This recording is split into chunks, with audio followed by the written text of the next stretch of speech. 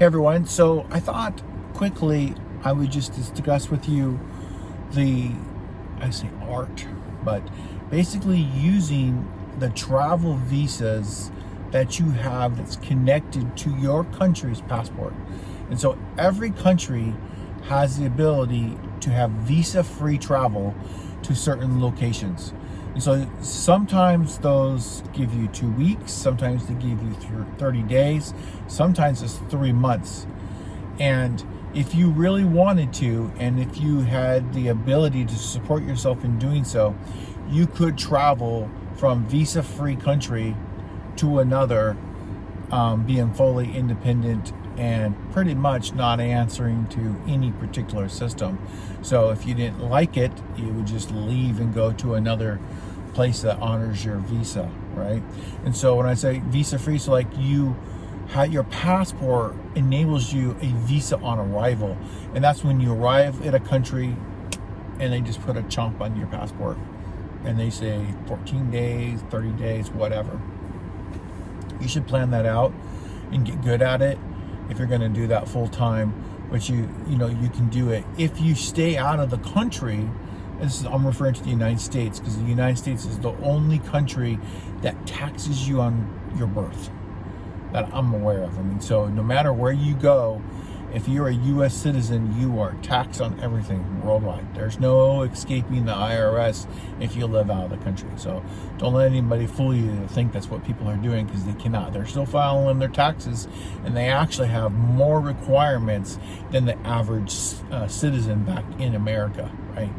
And so, but if you are out of the country for 360 days or more, right, that's going to allow you to have there's a tax deduction on that, right?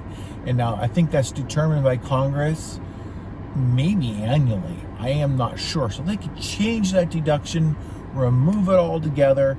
Any number of things can happen.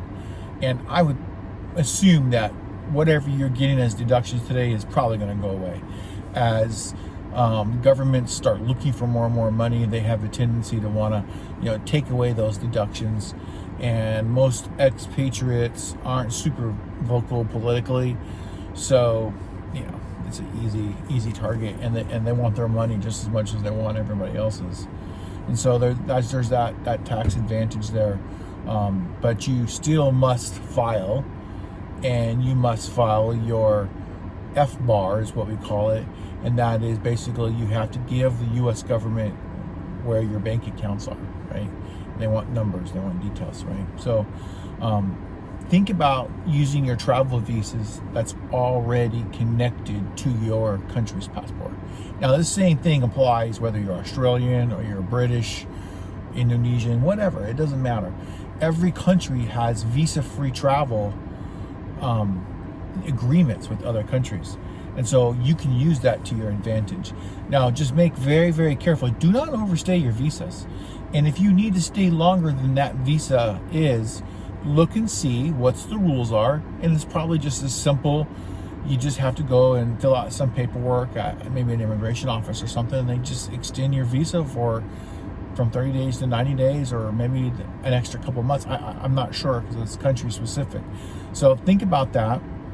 And say you're out of high school and you're out of college and you've got a little bit of income that you can use on a monthly basis, you can live an interesting life around the world, and people will hire you for room and board sometimes, and because they want you to work at their dive school and help them teach tourists and rich cats, so there's all kinds of things that you can do.